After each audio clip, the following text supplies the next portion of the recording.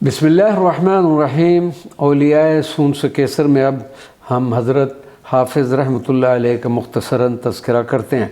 रवायात के मुताबिक हज़रत हाफिज़ रहमतुल्लाह अलैह का ताल्लुक़ मौज़े लावा तलागंग से था।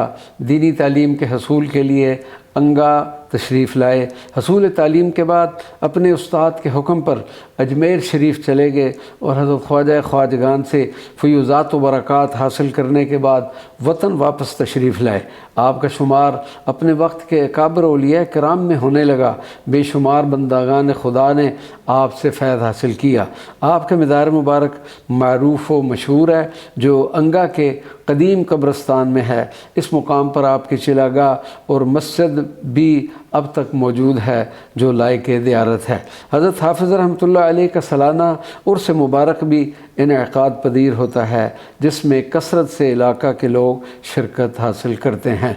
इसी तरह वादी सूंस केसर की एक और शख्सियत हज़रत मौलाना सुल्तान महमूद रहमतुल्लाह अलैह का तज़किरा करते हैं।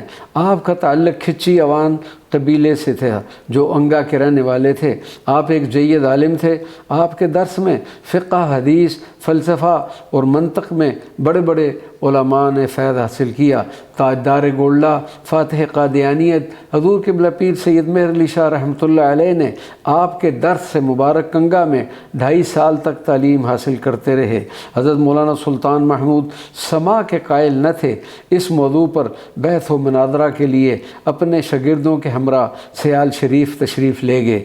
कवालों ने जब कवाली शुरू की तो आप जल्दी से उठे और जब ख्वाजा शमसुद्दीन सियालवी के सामने आए तो आपकी एक ही तवज्जो थे। हज़रत मौलाना सुल्तान महमूद की दुनिया ही बदल गई और फिर ख्वाजा शमसुल आरिफीन से बैत का शर्फ हासिल किया।